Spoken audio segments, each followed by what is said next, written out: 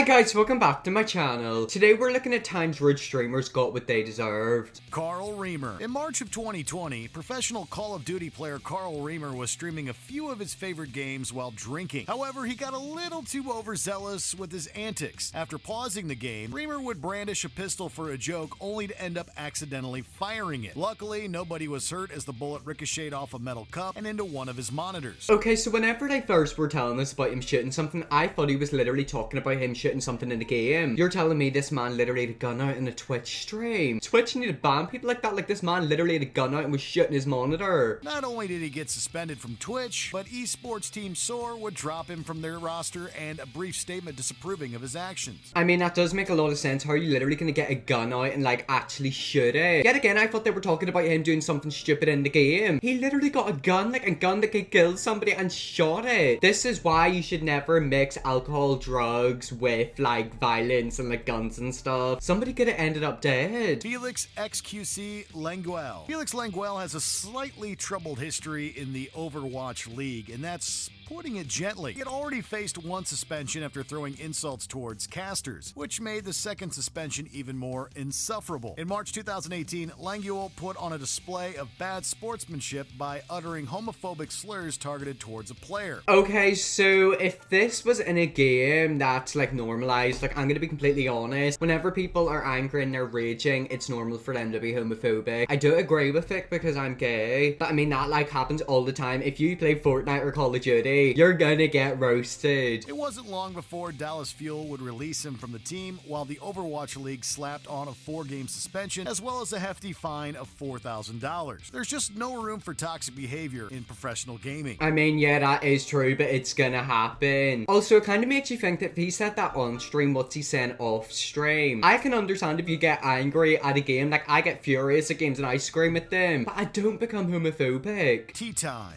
Raids on Twitch are usually a great feature used by bigger name streamers to help increase the audience of smaller channels at the end of their own stream. However, in early 2021, Twitch streamer Tea Time decided to take advantage of this with incredibly bad intentions when he asked his viewers to find a stream with barely any viewers. See, I would be so scared if I was getting raided. Like, it could be a good thing, but also a bad thing. Like, you're not used to having people watching you, and then that, like, freaks you out. I remember whenever I used to go live in uni on TikTok years ago when TikTok was Musical.ly, I think I got a couple thousand people watching me at one time, and it's actually quite scary. Like, think of it, if all them people are, like, lined up, that's thousands of people. After deciding to target a female streamer, he would then tell his viewers to spam expletives and claimed he would reward anyone with a sub if they got banned. Ew, why would you do that? So you're literally telling me he got people to go and harass a woman on a stream? Women streamers get harassed enough, and I'm pretty sure they don't need that. Following an outcry, Tea Time was seemingly banned and would later apologize.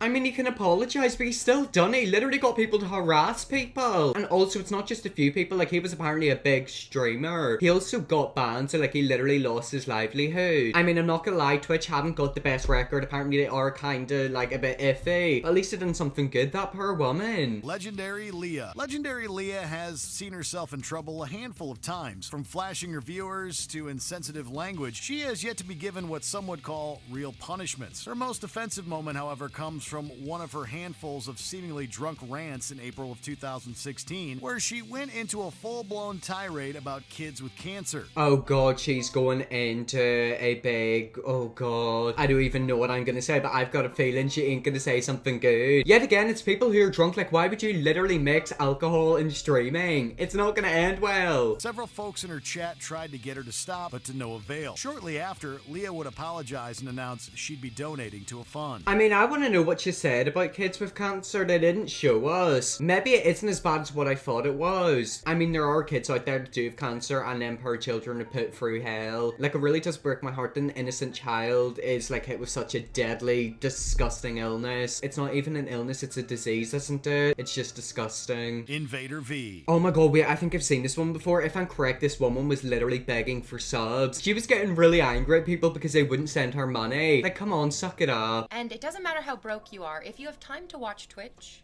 You have $10. Oh god, that just doesn't make you look good, though. Like, I can understand you want money, but don't do it like that. I've also noticed a lot of these Twitch streamers are literally so, like, I don't know how to describe it. They've just got so much privilege. Like, they literally sit at home and play games and they get paid for it. And by the way, they get a lot of money. It's kind of like YouTubers. Like, I do this channel for a hobby. I mean, I'd say I'm quite lucky. You know, I don't have to actually go out and get a job. One thing a streamer should never do is guilt trip their audience into spending money on them. That is precisely what InvaderVie did in April 2020, just as the pandemic was storming the world. Exactly, like I've seen this all over Twitter. This one was literally begging for subs whenever a pandemic started. Lots of people literally lost their jobs and she sat on her computer begging for subs. I personally don't understand why people sub to people on Twitch, especially if it costs money. With YouTube, I can understand it because, like, it's free content. But you're really gonna pay somebody money on Twitch just to watch them sit there. During a stream, V had made comments towards her viewers, calling the ones who couldn't afford a subscription irresponsible, and even double downing on her statements when her chat called her out. What you mean to say is, I'm so irresponsible with my money,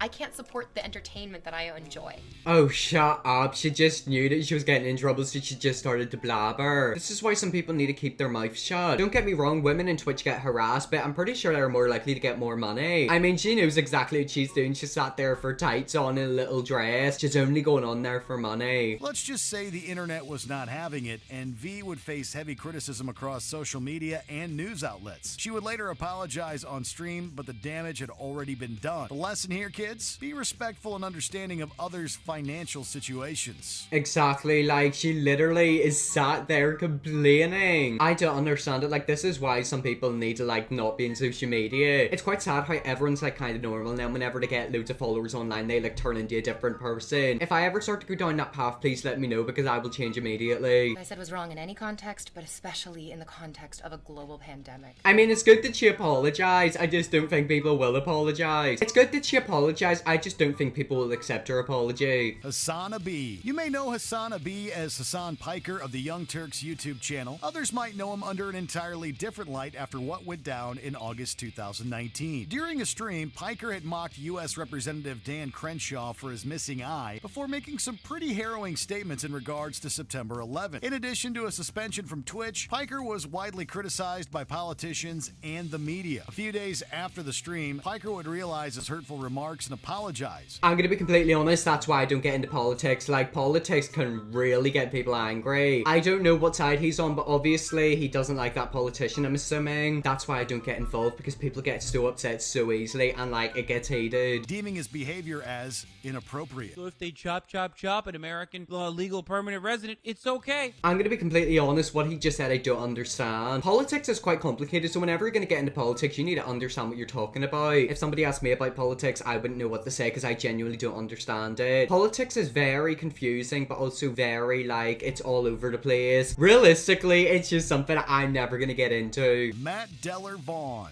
Unfortunately, XQC wasn't the only toxic player within the Overwatch League. A year before XQC would land in hot water, Matt Vaughn, aka Dellor, would put on a spectacle of offensive language. The esports player was not having a good streak one night and had already shown toxic behavior. Okay, so he's having a really bad stream. People are obviously killing him in the game, and he's gonna turn toxic. This is why I don't do live streams, because I'm telling you right now, it'd literally be me screaming for like 20 minutes. Don't get me wrong, I get hated, but then I literally forget about it. That's kind of like every situation. Do you ever get into a situation whether it's like an argument with your family or like your friends, and you're thinking in my head and never want to see them again, and then like 10 minutes later you're like, oh, do you want to do something? That was just stupid. Games are basically like that. Like, you get hated and then you forget about it. However, when a teammate called him out, Vaughn went into a screaming frenzy, dropping a racial slur well over 60 consecutive times. Okay, so it's bad enough saying a racial slur once or twice, but 60 times in a live stream whenever you're an adult in front of people, it's not the best thing, because it's just gonna paint you in a bad light. The story was reported by just about every gaming outlet, and Toronto Esports fired him from the team almost immediately. Isn't it crazy how you can literally say stupid stuff and just like that you get dropped? That's why I need to be careful with what you said. Don't get me wrong, I've made mistakes and I've said stupid things, but like, guys, please be careful with what you say. Anyways, guys, that was the time streamers got what they deserved. Moral of the story, if you're gonna be a streamer, watch what you say. I hope you enjoyed this video. If you did, press the big red subscribe button, and yes, I'll see you all in my next video.